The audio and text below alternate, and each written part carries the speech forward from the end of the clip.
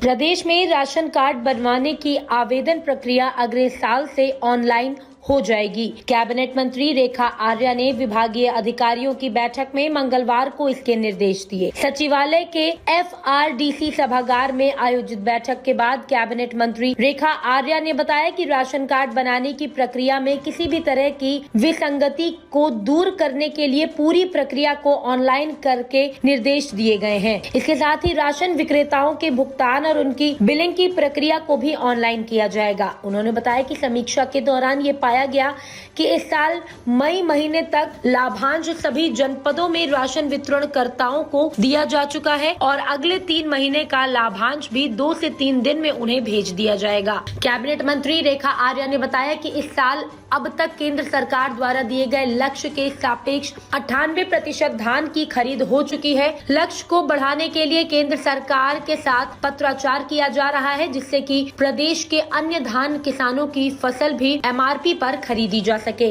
Cabinet मंत्री रेखा आर्या ने बैठक में कहा कि नए राशन कार्ड बनाते समय सिर्फ इस चीज को आधार न बनाया जाए कि किसका आवेदन कितना पुराना है, बल्कि अधिकारी पूरी संवेदनशीलता से ये सुनिश्चित करें कि सबसे ज्यादा जरूरतमंद व्यक्तियों को राशन कार्ड पहले मिले। इस प्रक्रिया में उन्होंने विकलांग, तलाकशुदा, अनाथ और मानसिक रूप से कमजोर लोगों को प्राथमिकता देने के निर्देश दिए हैं। बैठक में खाद्य सचिव L फैनई, खाद्य आयुक्त रणवीर चौहान, अपर आयुक्त PS Pangti, ration dealer association के प्रदेश अध्यक्ष रेवाधार ब्रिजवासी समेत अन्य अधिकारी व राशन विक्रेताओं के प्रतिनिधि शामिल हुए।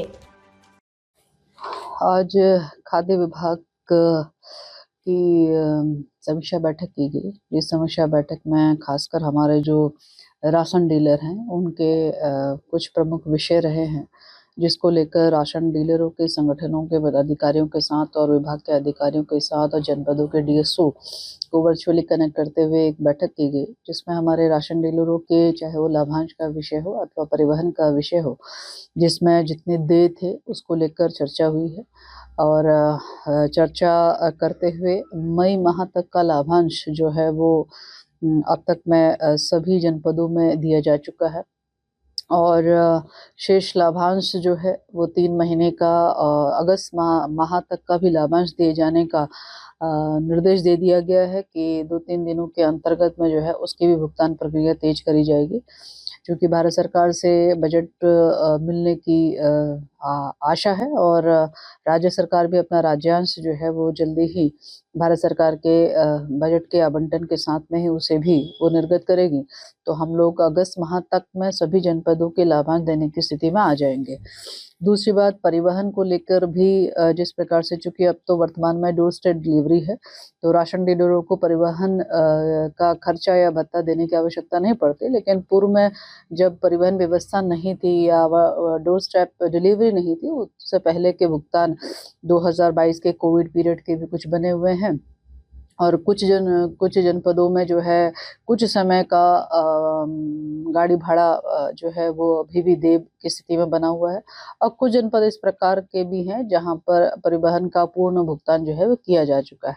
तो उसको लेकर भी DSOs को निर्देश भी दिए हैं कि संबंधित राशन डीलरों के बिल इत्यादि सारे औपचारिकताएं पूर्ण करके उसे आयुक्त कार्यालय तक भेजने का काम करें, ताकि उसका भी शीघ्र भुगतान जो है वो हम लोग कर पाएं। और भुगतान के क्रम में जो है भारत सरकार से भी बजट की प्रत्याशा है और बजट जैसे हमको मिलता है तो निश्चित रूप से परिवहन या गाड़ी भाड़ा का भुगतान भी जो है वो जल्द से जल्द कर दिया जाएगा। इसके साथ ही यह भी एक प्रकार की शिकायत निकल कर आई थी कि हमारे जो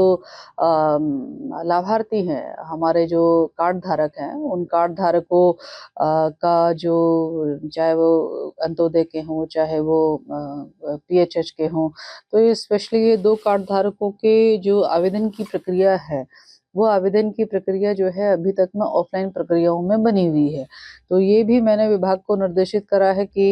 उनकी प्रक्रिया को भी ऑनलाइन करना और साथ साथ हमारे जो राशन डीलर हैं